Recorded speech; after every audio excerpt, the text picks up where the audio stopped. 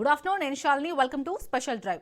మూసీ పునరుజ్జీవ చర్చ అసెంబ్లీలో మాటల మంటలు పుట్టించింది. కడుపు నిండా విషమని సీఎం రేవంత్ రెడ్డి చేసిన వ్యాఖ్యలు సభలో దుమారం పుట్టించాయి. రేవంత్ కు కౌంటర్ గా ఇటు మాజీ మంత్రి హరీష్ రావు చేసిన మాటలో కంపు అనే పదం అధికార ప్రతిపక్షాల మధ్య మాటల మంటలు పెంచింది. సభలో తమకు మాట్లాడే అవకాశం కల్పించట్లేదని బీఆర్ఎస్ వాకౌట్ చేసింది. నీటి ప్రాజెక్టులు, నీటి వాటాలపై తెలంగాణకు బీఆర్ఎస్ అన్యాయం చేసిందని, అందుకే సభలో ఉండట్లేదని కాంగ్రెస్ పార్టీ ఆరోపించింది. మరోవైపు క్యూసెక్కులు, టీఎంసీల గురించి తెలియని సీఎం రేవంత్ సభలో బయట బీఆర్ఎస్ పై విషం కక్కుడు తప్ప మరేం చేయలేరని గులాబీ దళం మండిపడుతుంది. సభలో మాట్లాడే అవకాశం ఇవ్వకపోవడంతో అసెంబ్లీని బహిష్కరిస్తున్నట్లు బీఆర్ఎస్ ప్రకటించింది.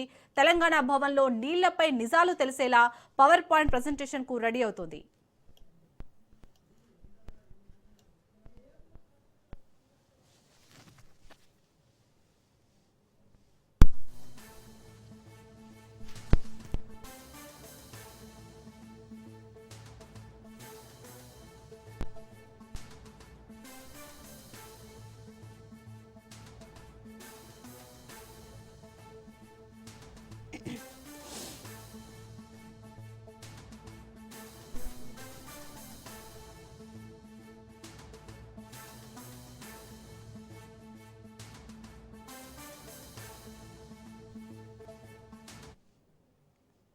మూసీ పునరుజ్జీవ చర్చ అసెంబ్లీలో మాటల మంటలు పుట్టించింది. కడుపు నిండా విషమని సీఎం రేవంత్ రెడ్డి చేసిన వ్యాఖ్యలు సభలో దుమారం పుట్టించాయి.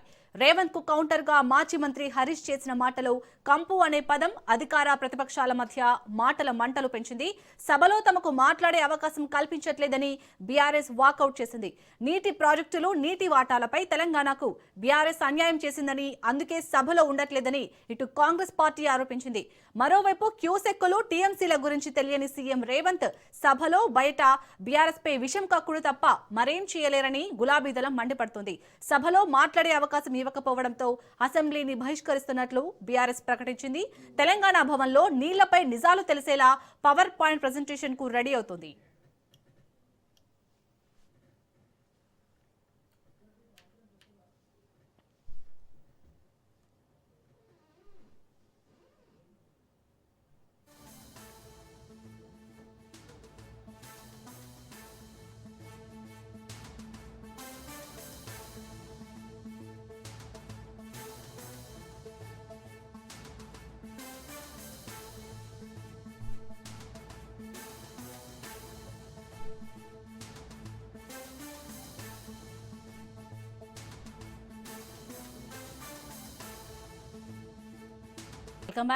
రైట్, ఇక ఈ రోజు జరిగే సభలో అయితే అటు మాట్లాడే అవకాశం ఇవ్వకపోవడంతో అసెంబ్లీని బహిష్కరిస్తున్నట్లు అయితే ఇటు బీఆర్ఎస్ ప్రకటించింది. అలాగే ఇప్పుడు తెలంగాణ భవన్లో నీళ్లపై నిజాలు తెలిసేలా పవర్ పాయింట్ ప్రెజెంటేషన్ కి అయితే ఇటు బీఆర్ఎస్ రెడీ అవుతున్నట్టుగా తెలుస్తుంది.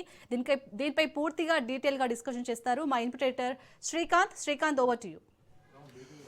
Shalini, good afternoon. So BRS party అసెంబ్లీని బహిష్కరించిన తర్వాత గన్పార్ దగ్గర ధర్నా చేశారు.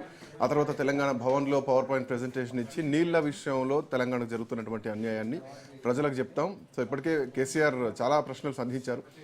దానికి సంబంధించి ప్రభుత్వం దగ్గర నుంచి సరైనటువంటి సమాధానం రావట్లేదు. సో ప్రభుత్వం తప్పుదారి పట్టిస్తుందన్నది బీఆర్ఎస్ పార్టీ చేస్తున్నటువంటి అంశం. ఆ అంశం అట్లా ఉంచితే ఇంత జరుగుతుంటే కేసీఆర్ వాయిస్ ఏమైపోయింది అసెంబ్లీలో, ఎందుకు కేసీఆర్ రావట్లేదు? మోరోవర్ ఇదే మాటను ఈరోజు కవిత కూడా లేవనెత్తడం జరిగింది. ఒక ఉద్యమ నాయకుడిని అన్ని మాటలు అంటుంటే మీరెందుకు పడుతున్నారు, ఎందుకు మీరు తిప్పికొట్టట్లేదు అని అంటూనే కేసీఆర్ ఖచ్చితంగా అసెంబ్లీకి రావాలి, ఒకవేళ రాకపోతే బీఆర్ఎస్ పార్టీ పని అయిపోతుంది, ఇక బీఆర్ఎస్ పార్టీ బలహీనపడుతుంది అన్నటువంటి విధానంలో సభకొచ్చి మాట్లాడితేనే బీఆర్ఎస్ పార్టీ బతికి బట్టగడుతుంది అని చెప్పినటువంటి మాటలో చాలా అర్థాలు కనిపిస్తున్నాయి బీఆర్ఎస్ పార్టీకి ప్రశ్నలు. సరే అయ్యన్నట్లా ఉంచితే ఎందుకు కేసీఆర్కు ఉన్నటువంటి సమస్య ఏంటి, ఎందుకు సభకు రావడం లేదు, కేవలం వచ్చి అటెండెన్స్ వేసుకొని ఎందుకు వెళ్తున్నారు? ఒక ఉద్యమాన్ని నడిపించినటువంటి వ్యక్తిగా ఆయనకు పేరుంది, తెలంగాణ రాష్ట్రాన్ని తీసుకొచ్చినటువంటి వ్యక్తిగా పేరుంది, 2 సార్లు అసెంబ్లీ రాష్ట్ర ప్రభుత్వాన్ని నడిపించినటువంటి పేరుంది ముఖ్యమంత్రిగా. ప్రతిపక్ష నాయకుడి పాత్ర ఎందుకు పోషించడం లేదు, ఆయన స్థాయి ఎందుకు చూడాల్సి వస్తుంది, స్థాయి సమస్యతో ఎందుకు కేసీఆర్ మదన పడుతున్నారు, అసెంబ్లీకి రాకపోతే బీఆర్ఎస్ పార్టీ పరిస్థితి ఏమిటి మాట్లాడదాం. బండారు రామ్మోహన్ రావు గారు కూడా మనతో పాటు ఉన్నారు. రామ్మోహన్ రావు గారు నమస్తే. నమస్తే శ్రీకాంత్. నమస్తే. అంటే కేసీఆర్ ఎందుకు అసెంబ్లీకి రాలేకపోతున్నారు? అసెంబ్లీకి వస్తే కేసీఆర్ని కాదనే వాళ్ళు ఉంటారా? మైక్ ఇవ్వట్లేదని చెప్పేసి ఈ రోజు మాట్లాడుతున్నారు. బట్ కేసీఆర్ వచ్చిన తర్వాత కూడా మైక్ ఇవ్వకపోతే అది ప్రభుత్వానికే డ్యామేజ్ అవుతుంది కదా. సో ఎందుకు కేసీఆర్కు ఉన్న ప్రాబ్లం ఏంటి? ఎందుకు కేసీఆర్ రాలేకపోతున్నారు? ఇంత పెద్ద చర్చ జరుగుతోంది, నీళ్ళ విషయంలో చర్చ జరపాలి. సో తెలంగాణకు అన్యాయం జరుగుతోందన్న వాదన ఇప్పుడు కవిత కూడా లేవనెత్తడం జరిగింది. ఈ సమాధానం కేసీఆర్ అయితేనే చెప్పగలుగుతారు. వై? శ్రీకాంత్ గారు, మీకు రాజనీతి ప్రేక్షకులకు నమస్కారం. నమస్తే. ఇవాళ చాలా రచ్చగా మారింది, చర్చ జరగాలి. వాళ్ళని చెప్పాలంటే మొదట్లో ప్రశ్నోత్తరాల సమయంలోనే కొంత హరిత కొంచెం లేచి మాట్లాడిపోయారు, ఊరుకున్నారు. తర్వాత మున్సిపల్ బిల్లులు ప్రవేశపెట్టారు. యాక్చువల్ గా ఈ సమావేశాలన్నీ కూడా వీటి కోసమే. యాక్చువల్ గా మున్సిపల్ బిల్లులు కానీ 29 బిల్లులు ఆమోదించుకొని మమా అనిపించుకుని సరిపోద్దని 5 రోజులు కుదించారు. ఇవాళ 2వ రోజు జరుగుతున్నది. ఇంకొక 3 రోజులు మాత్రం మధ్యాహ్నం సండే సెలవు వస్తుంది, ఇంకో 3 రోజులు రేపు. ఇట్లా చూసుకుంటే రెండు అంటే వ్యూహాత్మకంగానే రెండు పార్టీలు పోతున్నాయని నాకు అనిపిస్తుంది. వాళ్ళు చూస్తాను కదా, మీరు వ్యూహాత్మకంగానే బీఆర్ఎస్ ను తిడుతూ, ముఖ్యంగా రేవంత్ రెడ్డి గారు ఏది కంపెనోళ్ళు అంటే మన కంపెనోళ్ళు కాదు, వాళ్ళ కడుపులోనే మొత్తం మురికి పెట్టుకుని మూసీ నది మురికి అంతా బీఆర్ఎస్ నాయకుల కడుపులో ఉన్నది అని ఈయనంటే, దాని ప్రతిగా హరీష్ రావు కూడా ఏమన్నాడు, కంపెనోరే మొత్తం మూసీ నది మురికి అంతా కంపెనోరు అనే పరిస్థితి వస్తుంది. అంటే మూసీ నది సిగ్గుపడేలా మాట్లాడుకుంటారు వీళ్ళు నోళ్ల గురించి, కడుపుల గురించి. చూసాం కదా. రెండోది ఏంటంటే వ్యూహాత్మకంగా మరి పూర్తి క్లియర్ చేయలేదు కానీ ఈ రోజు ఒక్కరోజుగా మొత్తం సంవత్సర సభ సమావేశాలు అన్నాడు కనుక హరీష్ రావు మొత్తం 5 రోజులు బహిష్కరిస్తారని క్లారిటీ రావాల్సింది నాకైతే. మరి ఎందుకంటే ఆయన ఒక్కరోజు కలేదు, 5 రోజులు అని ఇక్కడ చెప్పలేదు. కానీ వీళ్ళు వ్యూహాత్మకంగా ఏమంటే ఇక్కడ ఎట్లా పవర్ పాయింట్ ప్రజెంటేషన్ అవకాశం దక్కదు. తర్వాత మనం బయట ఇచ్చుకుంటే మంచిది అనేది ఇప్పుడు వారు ఎట్లా నడుస్తుంది అంటే ఒకరి మీద అప్పర్ హ్యాండ్ కావాలని చూస్తున్నారు. అందులో భాగంగా మరి ఇవాళ తెలంగాణ భవన్ లో ఈ ఎవరు పీపీటీ పెడతారా లేదు రేపు పెట్టుకుంటారా అనేది ఒక క్లారిటీ రావాల్సి ఉంది. ఇవాళ మాత్రం పవర్ పాయింట్ ప్రజెంటేషన్ నిన్ననే సిద్ధమయ్యారు, ఆయుధాలు సిద్ధం చేసుకున్నారు. కురుక్షేత్ర యుద్ధం లో ప్రతిరోజు సమీక్షించుకొని రాత్రి తెల్లారి ఎవరితో ఎట్లా పోరాటాలని వ్యూహాలు రచించారు. 18 రోజులు 18 అక్షరాలను సైన్యం పెట్టుకొని చేశారు కదా అన్నాడు. అట్లానే ఇప్పుడు కురుక్షేత్ర యుద్ధం లాగానే అసెంబ్లీ తయారు ప్రజలకు వాస్తవాలు తెలిపే ప్రయత్నం పోతుంది. అంటే అదే సార్, ఇక్కడ పాయింట్ ఏంటంటే కేసీఆర్ అసెంబ్లీకి వస్తే 2 రకాలుగా ప్రభుత్వాన్ని ఇబ్బంది పెట్టొచ్చు. ఒకటి, కేసీఆర్ కు ఉన్నటువంటి పరిజ్ఞానం నాకు తెలిసి అసెంబ్లీలో ఇంకెవరికి లేదు. ఈవెన్ అధికార పార్టీకి కూడా అంత పరిజ్ఞానం ఉందని నేనైతే అనుకోవట్లేదు. ఎందుకంటే కేసీఆర్ ఆ రోజు 1.5 గంట ప్రెస్ మీట్ పెడితే ఉత్తమ్ కుమార్ రెడ్డి కొన్నిటికి చెప్పారు, మిగతా నేను క్లారిటీగా రేపు మాట్లాడుతా అన్నారు ఆ శాఖకు చెందినటువంటి మంత్రి. సో అంత ప్రిపేర్డ్గా ఉన్నారని మాత్రం అనిపించట్లేదు. బట్ అట్లాంటి కేసీఆర్ వస్తే మైక్ ఇవ్వనందుకు ఈ రోజు ఎట్లా అయితే బైకౌట్ చేశారో, ఒకవేళ అదే సభలో కేసీఆర్ ఉండి కేసీఆర్ మైక్ కట్ అయితే ఖచ్చితంగా ఇది ప్రజల్లో ఎఫెక్ట్ ఉంటుంది, ప్రభుత్వంకి ఒక డ్యామేజ్ అని చెప్పాలి. సో ఇట్లాంటి పరిస్థితుల్లో ఎందుకు కేసీఆర్ రాలేకపోతున్నారు? కేసీఆర్ వస్తే సమాధానం ఉంటుంది కదా. అందుకని చెప్పేది వ్యూహాత్మకంగానే ఇద్దరు కూడా వ్యవహరిస్తున్నారు. కేసీఆర్ రాకుండా చేయడానికి ఏమో చాలా విషయాలు రేవంత్ రెడ్డి అదుపు తప్పి మాట్లాడుతున్నారు. కాబట్టి రెచ్చగొడితే ఇట్లా ఆయన కలువుల నుంచి ఎలకొచ్చినట్టు సింహం బోలులో నుంచి వస్తున్నట్టు వచ్చి మాట్లాడినప్పుడు అవమానించవచ్చని అనిపిస్తాడు. ఒక మాట నిన్న సాయంత్రం ఏమన్నారు రేవంత్ రెడ్డి గారు, మిమ్మల్ని అవమానించము, మీ మర్యాద భంగం కలిగించమన్నారు. వెంటనే ఏమన్నారు, కేసీఆర్ గురి తీసిన తప్పు లేదు, కేసీఆర్ హరీష్ రావును అట్లాగే మధ్యాసియా దేశాలు అయితే మిడిల్ మన ప్రాచ్య దేశాల్లో అయితే మన రాళ్ళతో కొట్టి చంపేవాడు అన్నాడు. మరి ఇది తప్పే కదా. అంటే నోరు మాట్లాడుతుంది అసలు వెక్కిరిస్తుంది కాదు, అసలు మాట్లాడుతుంది నోరు వెక్కిరిస్తుంది. సమస్య ఎక్కడ వస్తుంది? మీరు వస్తే మర్యాద ఇస్తామంటారు, అటు మాట్లాడుతున్నారు. అందుకని ఇంకోటి స్పీకర్ గారు కూడా ఇవాళ నాకు పూర్తి లైవ్ చూస్తున్నాడు పొద్దున్న నుంచి. స్పీకర్ గారు కూడా మీరు ముఖ్యమంత్రిని తిట్టడానికి మాత్రం అవకాశం ఇవ్వండి, నేను మైక్ కట్ చేస్తాను డైరెక్ట్ చెప్పారు కదా. ఇంకేం కావాలి? స్పీకర్ పక్షపాతం కనిపిస్తుంది కదా. మీరు అన్నది వాస్తవం. కేటీఆర్ గారు అసెంబ్లీకి వచ్చింటే మైక్ కట్ చేస్తే సానుభూతి ఆయన పెరిగేది. కరెక్ట్, ఎగ్జాక్ట్లీ, ఎందుకు రావడం సానుభూతి పెరిగేది. ఇంకొక పాయింట్ సార్, ఇప్పుడు కేసీఆర్ ని తిడుతున్నారు, కసబని తిడుతున్నారు, ఊరేసి చంపేయాలంటున్నారు, సో ఉరిశిక్ష చేసిన తప్పు లేదంటున్నారు. ఇది కేసీఆర్ ముందు జరగట్లేదు, ఆఫ్ ది స్క్రీన్ జరుగుతుంది. అంటే కేసీఆర్ లోపల ఉన్నారు, బయటకు వచ్చి కెమెరాల ముందు మాట్లాడుతున్నారు. ఒకవేళ కేసీఆర్ మీద మాట వదిలితే అదే అసెంబ్లీలో కేసీఆర్ పైన టంగ్ స్లిప్ అయితే అది ప్రభుత్వానికి పెద్ద దెబ్బ అవుతుంది, జనాల్లో ఒక ఎమోషన్ కూడా క్రియేట్ అవుతుంది. ఇవన్నీ పాయింట్స్ కూడా ఉన్నాయి కదా. సో ఎందుకు ఇవన్నీ దృష్టిలో పెట్టుకొని కూడా ఒక ప్రధాన ప్రతిపక్ష నాయకుడిగా కేసీఆర్ ఎందుకు రాలేకపోతున్నారు? ఇప్పుడు బహిరంగ సభల్లో మాట్లాడితే, సభలు పెడితే పార్టీ కార్యకర్తలు వస్తారొచ్చు, 4 మాటలు అంటారొచ్చు. బట్ అసెంబ్లీలో మాట్లాడితే రికార్డ్స్ ఉంటాయి కదా. సో ఇక్కడ ఒకవేళ ఏమాత్రం నోరు జారినా కానీ అది చాలా పెద్ద డ్యామేజ్ అవుతుంది, కేసీఆర్ కూడా మైలేజ్ వస్తుంది. సో ఆ రకంగా ఎందుకు ఆలోచించలేకపోతున్నారు? సరిగ్గా అదే మీరు అన్నది పూర్తిగా వాస్తవం.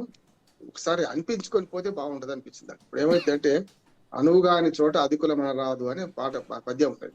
అట్లా ఆయన ఆలోచన చెప్తున్నట్టు కేసీఆర్ గారు. అది తప్ప అంతేందుకు సొంత కన్న కూతురు ఏమన్నది అసెంబ్లీ సాక్షిగా ఇప్పుడు 2 మాటలు హరీష్ రావు కూడా అన్నది. ఏది ట్రబుల్ షూటర్ బదులు బబుల్ షూటర్ అని చెప్పి, బబుల్ షూటర్ ట్రబుల్స్ క్రియేట్ చేస్తున్నారు అని చెప్పి హరీష్ రావును కూడా మాట అనుకుంటూనే తండ్రి రావాల్సిన అవసరం ఉంది, సమాధానం ఆయన చెప్తేనే కరెక్ట్ అంటున్నది. కరెక్టే, నానే రావాలని కోరుతుంది కదా, ఆవేదన ఉండొచ్చు. కానీ గమ్మటి ఏంటంటే అసలు ఎవరి చేతిలో అస్త్రంగా మారుతుంది, ఎవరు విడిచిన బాణంగా మారుతుంది కవిత కూడా అర్థం చేసుకోవాలి. ఇప్పుడు ఏమైందంటే పార్టీ కష్టాల్లో ఉన్నప్పుడు, తండ్రి కష్టాల్లో ఉన్నప్పుడు, మొత్తం పార్టీ సంక్షోభంలో ఉన్నప్పుడు మరి ఆమె మాటలు కూడా రేవంత్ రెడ్డికి మద్దతు చేస్తున్నట్టు అనిపిస్తుంది కదా నాకైతే.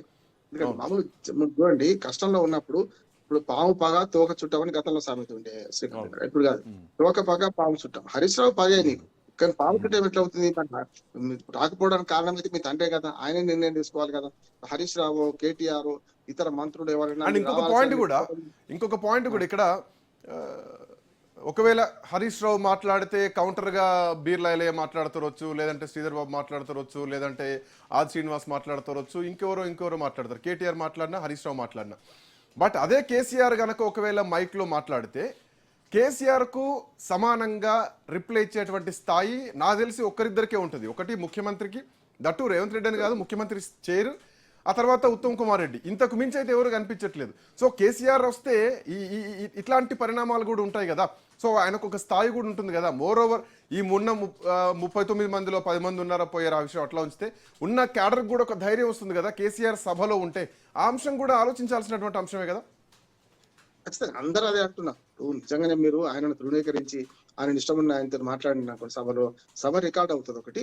అప్పుడు ఆయన వాకౌట్ చేస్తే దాని విలువ వేరే ఉంటుంది. నిజంగా ప్రభుత్వం కదిలిపోవాల్సి వస్తుంది. అన్నట్టు ఆ ఇద్దరు మాత్రమే. అయితే ఇరిగేషన్ శాఖ మంత్రి అంటే చర్చ ఇరిగేషన్ మీద, కానీ ఇరిగేషన్ శాఖ మంత్రి సమాధానం ఇవ్వాల్సి వస్తుంది. ఎక్స్పర్ట్ తానే ఉంటాడు. అయినా కాకుండా ఎక్స్పర్ట్ అవునా కాదా తర్వాత మీరు అన్నారు ఇంతకు ముందు కేసీఆర్ గారు అనే ప్రశ్నలకు 1-2 కూడా సమాధానం చెప్పలేకపోయినాయి. అంతే కదా. 45 టీఎంసీలు గోదావరి ఎక్కడి, దిగువ జలాలు ఎక్కడి, అసలు జలాలు ఎట్టి చెప్పలేకపోతున్నారు. కనుక అవగాహన తక్కువ ఉంది యాక్చువల్ గా ఉత్తమ్ కుమార్ రెడ్డి గారికి.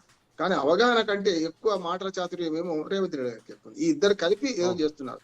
నిజంగానే కవిత అన్నా, మీరన్నా, నేనన్నా మన కేసీఆర్ గారు రావాల్సిందే. ఇప్పుడు రాకుండా ఉండడానికే వ్యూహాత్మకంగా ఇవాళ ఆ మాట అనిపించుకొని బయటకు వచ్చి 5 రోజులు బహిష్కరిస్తారా అనే మాట అనిపిస్తుంది నాకైతే. ఈ చర్చ జరగనియరు. ఎవరి దారిన వాళ్ళు, అంటే ఎవరి ఆఫీసులో వాళ్ళు కూర్చొని, గాంధీ భవన్ లో వీళ్ళు, ఇటేమో మనకు తెలంగాణ భవన్ లో వాళ్ళు మాట్లాడతారు. రెండోది ఏమైందంటే ఇప్పుడు అసెంబ్లీ సాక్షిగా రేవంత్ రెడ్డి గారు కూడా రేపు పీపీపీ ప్రదర్శన ఇవాళ చేస్తారా రేపు చేస్తారో తెలుసుకోవచ్చు. మాటలు చూడాలి మేల్కొని ఒకరి మీద ఒకటి మాత్రం ప్రజలను నా వైపే చూడు, ఇటువైపే చూడు అనే బాలకృష్ణ డైలాగ్ ఉంది కదా, అట్లనే ఏంటంటే వాళ్ళ వైపు తిప్పుకునే ప్రయత్నం చేస్తున్నారు. అంటే బొమ్మ వరుసలో ఒకరిది ఒకరికి చెప్తున్నారు, కానీ ఇద్దరిని వాస్తవం అర్థం చేసుకునే అవకాశం ఇస్తలేరు. నేనైతే ఏమంటున్నానంటే అసెంబ్లీ సాక్షిగా ఒక శ్వేతపత్రం విడుదల చేయాలి బయట. ఏంది వాళ్ళు అంటున్న మాట ఏంది, 10 ఏళ్ళ అన్యాయం ఏంది, 2 ఏళ్ళ అన్యాయం ఏంది, 2 ఏళ్ళ అన్యాయం వీళ్ళు చెప్పకపోయారు. 10 ఏళ్ళ అన్యాయం గురించి చెప్పడానికి అయితే వాళ్ళకి మొహమాట ఏముండదు కదా. ఎందుకు 299 చెప్పుకున్నారు, లేకపోతే ఎందుకు మళ్ళీ లెటర్లు కూడా చూపెడుతున్నారు. ఇప్పుడు ఇటుపక్క చూడండి, ఒక పక్క క్వశ్చన్ తప్ప కూడా వస్తున్నాయి. అసలు 299కి ఒప్పుకున్న తర్వాత 42 రోజుల్లో మేము లేఖ రాసినామని హరీష్ రావు అంటున్నారు. 42లో లేఖ అబద్ధం అయితే కాదు కదా, రికార్డ్ అవుతుంటది కదా, చూపిస్తున్నారు కదా.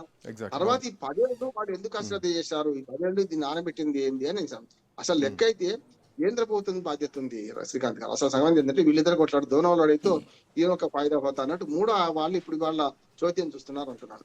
అంటే పిట్టపోరు పిల్లి తెరిచినట్టు, లేకుంటే కోతి మన రొట్టె ముక్క సామెత లాగా బీజేపీ 8 మంది ఎంపీలు ఉన్నారు. మంచి చెడ్డ ఈ 2 రాష్ట్రాలు. ఇంకోటి కేసీఆర్ వస్తే పాయింట్ ఆఫ్ ఆర్డర్ లేవనెత్తే వాళ్ళు కూడా ఉండరు నాకు తెలిసి. కేసీఆర్ వస్తే నాకు తెలిసి 1/2 అవర్ to 45 minutes మిగతా ఎమ్మెల్యేలకు ఇచ్చేటువంటి సమయాన్ని కూడా పూర్తిగా కేసీఆర్ తీసుకున్నా కానీ చాలా అంశాలని ప్రస్తావించడానికి ఉంటుంది. గతంలో కాంగ్రెస్ పార్టీ హయాంలోనే 1970s 80sలోనే రంగారెడ్డి పాలమూరుకు శంకుస్థాపన చేసిన అంజయ్య కాలం నుంచి చరిత్రను చెప్పుకుంటూ విత్ ద రికార్డ్స్ చెప్పడానికి కూడా అవకాశం ఉంటుంది కదా. సో కేసీఆర్ వస్తే చాలా విషయాలు మాట్లాడడానికి అవకాశం ఉంటుంది. ఎవరు కూడా పాయింట్ ఆఫ్ ఆర్డర్ లేవనెత్తారు. అండ్ స్పీకర్ ఖచ్చితంగా అడ్డు చెప్తే, ఒకవేళ మైక్ కట్ చేస్తే ఇది జనాల్లో కేసీఆర్ కు ఎమోషన్ పెరుగుతుంది, కేసీఆర్ కు కొంత మైలేజ్ వస్తుంది, ప్రభుత్వానికి డ్యామేజ్ రాదా? ఖచ్చితంగా జరుగుతుంది. అదే అంటున్నా. మీరు అన్నది ఇంకో విలువైన సూచన చేశారు. మొత్తం 37 మంది, 39 మంది కలిసి 37 మంది లీగల్ గా అఫీషియల్ గా స్పీకర్ గారు ఒప్పుకున్నట్టే బీఆర్ఎస్ 37 మంది వాళ్ళ ఉన్నట్లు లెక్క కదా. ఆ లెవెల్ ఏం చెప్తారు, 40-60 టైం ఉంటుంది వీళ్ళది, అంతే కదా. అంటే 60 ఏమో అధికార పక్షం మిత్రపక్షం వాళ్ళకు ఉంటుంది, 46 లో 35% అని వీళ్ళకు ఉంటుంది. ఏది బీఆర్ఎస్ ఎమ్మెల్యే 35% మొత్తం 3 గంటల సభ నడిస్తే 30 అంటే గంట సేపు అయితే వీళ్ళకి ఇవ్వాల్సిందే. మీరు అన్నట్టు 3 గంటలు కనుక అధికార పార్టీ 2 గంటలు ఇస్తే అది వాడుకోవాలంటున్నారు. కేసీఆర్ గారు భయపడ్డం ఇది సరైనది కాదు. నా ఉద్దేశం ఏంటంటే అధికారాంతమున చూడబడే అయ్యా సౌభాగ్యం అన్నట్టు అధికారంలో ఉన్నప్పుడు మాట్లాడడం కాదు. కేసీఆర్ నిజంగా తెగు ఇప్పుడు చూపెట్టాల్సిన అవసరం ఉంది. ఓ రకంగా చెప్పారంటే ఆయన మీద విమర్శలు తనకు తానే కొని తెచ్చుకుంటారు అనుకుంటారు. టీఆర్ఎస్ వాళ్ళు కూడా కేసులు ఊరుకోవడం లేదు. నా ఉద్దేశం ఏంటంటే వీళ్ళు కావాలని ఆయన రావద్దను, ఆయన రావడం లేదు కనుక నిర్ణయం ఆయన తీసుకున్నాడు కనుక రావడం లేదు కనుక అసెంబ్లీ వ్యూహాత్మకంగా బహిష్కరించి చేద్దాం అనుకుంటున్నారా అనుకున్నాను. ఎందుకంటే ఎవరు స్పీకర్ అన్న మాట ఏంది, మీరు ముఖ్యమంత్రిని అభ్యర్థిస్తే మీరు మైక్ ఇవ్వని అన్నాడు. ముఖ్యమంత్రి పేరు చెప్పకుండా చెప్పొచ్చు కదా హరీష్ రావు గారు కూడా. ఇది ఏమైందంటే కావాలనే బయటకు వచ్చి నువ్వు గన్ పార్క్ ముందర షో చేశారు, ఇప్పుడేమో పీపీటీ మేము ఆఫీసులో చేస్తామంటున్నారు, బహిష్కరిస్తున్నాం సమావేశాలు అన్నారు కనుక మిగతా రేపు చర్చలో పాల్గొనం అని కూడా అన్నారు హరీష్ రావు. కనుక రేపటి నుంచి కూడా రాకపోవచ్చు అంటున్నాను. ఇది వ్యూహాత్మకంగానే ఆయన రాకుండా చేయడం, రాకపోవడం వల్ల వచ్చే పరిణామాలను వీళ్ళు వాడుకుంటున్నారు అనుకుంటున్నాను. ఏదైనా సరే చర్చ జరగాల్సింది అసెంబ్లీలో చర్చ జరిగి రికార్డు. అవును, వాస్తవానికి కేసీఆర్ కు మర్యాద ఇవ్వకపోతే ప్రభుత్వానికే పెద్ద మైనస్. కేసీఆర్ ఖచ్చితంగా గౌరవిస్తారు. మనం చూసాం కేసీఆర్ రాగానే ముఖ్యమంత్రి మిగతా మంత్రులందరూ కూడా వెళ్ళి కరచాలనం చేయడం, ఆయనను రెస్పెక్ట్ చేసినటువంటి విధానం చూసినాం. సో కేసీఆర్ని అవమానిస్తారని మాత్రం అనుకోలేము. గత ప్రభుత్వంలో ఏం చేశారనేది ఏమైనా చెప్తారేమో. అండ్ మోర్ ఓవర్ కృష్ణానది జలాల విషయంలో, గోదావరి నది జలాల విషయంలో, పాలమూరు రంగారెడ్డి ఎత్తిపోతల ప్రాజెక్టు విషయంలో ఎంత అన్యాయం జరిగింది, కేసీఆర్ హయాంలో ఎంత పనులు జరిగినాయి, ఎన్ని టీఎంసీల నీళ్లు రావాలి, అసలు ప్రభుత్వాన్ని డిపిఆర్ వెనక్కి వస్తే ఎందుకు దాని మీద యుద్ధం చేయాలి, ఇవన్నీ మాట్లాడడానికి అవకాశాలు ఉన్నాయి. కానీ కేసీఆర్ యాబ్సెన్స్ అనేది ఇది చాలా కొంచెం ఇబ్బందిగానే ఉంది. అఫ్కోర్స్ తెలంగాణ ప్రజలు కూడా కోరుకుంటున్నారు కేసీఆర్ అసెంబ్లీలో ఉంటే వైబ్రేషన్స్ వేరే ఉంటాయి కదా. అవును, ఎందుకంటే 40 ఏళ్ళుగా ఎమ్మెల్యే, ఇవాళ కదా 85 నుంచి ఆయన ఎమ్మెల్యే, 40 ఏళ్ళ నుంచి ఎమ్మెల్యే, 7 సార్లు సిద్దిపేట నుంచి, తర్వాత 2 సార్లు పార్లమెంటు, ఒక 9.5 సంవత్సరాలు ముఖ్యమంత్రిగా ఉన్నారని సమస్య లేదు. మీరు ఆయన సీనియారిటీ తగ్గ వాళ్ళు ఎవరు లేరు కూడా ఆల్మోస్ట్ మీరు అన్నట్టే. దాంతో పాటు ఏంటంటే మనకు పాలమూరు రంగారెడ్డి మీద బేసిక్స్ మొదటి నుంచి మొత్తం పాఠంగా 45 నిమిషాలు చెప్పగలుగుతారు ఆయన. ఎలాంటి పేపర్ కూడా కనుక దాన్ని ఆయన మాట్లాడుతున్న ఫ్లోట్ కి అడ్డం వచ్చారు అనుకోండి ఎవరైనా, తప్పనిసరి స్పీకర్ కూడా అడ్డుకోవడానికి నేను అనుకుంటున్నాను. తప్పనిసరి ప్రజలు కూడా చూస్తుంటారు కదా, ప్రజల ముందు పలసన అవుతారు అంటున్నారు. అందుకని ఇప్పుడు ఆయన లేనప్పుడు మాట్లాడడం వేరు, ఉన్నప్పుడు మాట్లాడడం వేరు. చాలా మంది గురువు దగ్గరనో లేకుంటే నాయకుడి దగ్గరనో మనకు ఫోన్ లో మాట్లాడినంత లేక బయట మాట్లాడినంత ఎదురు పెడితే మాట్లాడలేరు. అందుకని చూడండి, మీరు ఒక మంచి పేరు తెచ్చుకున్నాడు కదా రేవంత్ రెడ్డి అయితే మొన్న ఏది కేసీఆర్ గారు సభను కూర్చొని డైరెక్ట్ గా పోయి కలవడం, ఇవన్నీ కూడా ఒక మంచి ప్లస్ పాయింట్. ఆయనకు చెప్తున్నా చాలా మైలేజ్ తెచ్చుకున్నాడు. మనకు మైలేజ్ అంతా కేసీఆర్ గారే ఆనాడు కూడా మనం మాట్లాడుకున్నాం శ్రీకాంత్ గారు. అది ఆ మైలేజ్ సరిగ్గా వస్తుంటే సంతాప దినమాలను మొత్తం ఉండి అంత జరిగింది 9 నిమిషాలే, 1 గంటన్నర జరిగింది ఆనాడు సమావేశం. అప్పుడు ఉంటే మంచిగా ఉండేది. ఆనాడు ఎజెండా లేదు, చర్చ లేదు, ఏం లేదు కదా.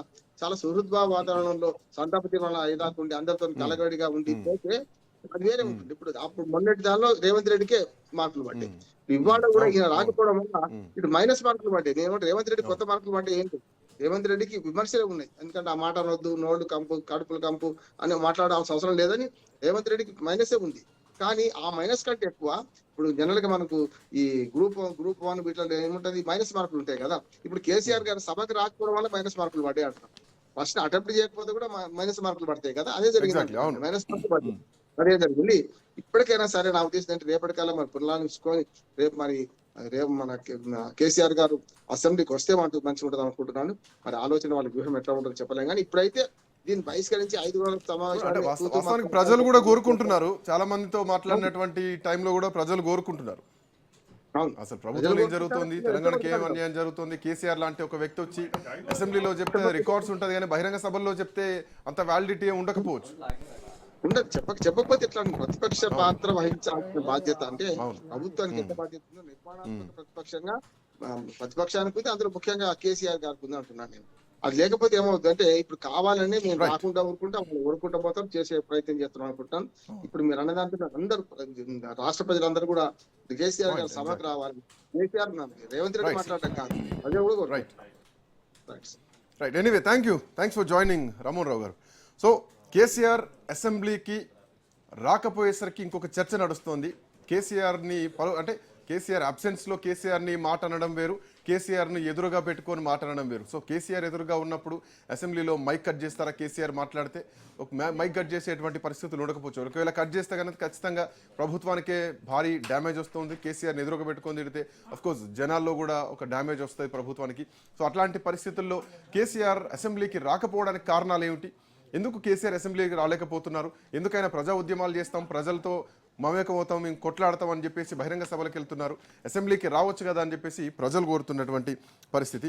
చూద్దాం, అవునన్నా కాదన్నా కేసీఆర్ దేశంలోనే సీనియర్ లీడర్. సో అట్లాంటి లీడర్ని ఎదురుగా పెట్టుకొని మాట అంటారా, లేదు నా స్థాయి ఇది కాదు అనుకుంటున్నారా?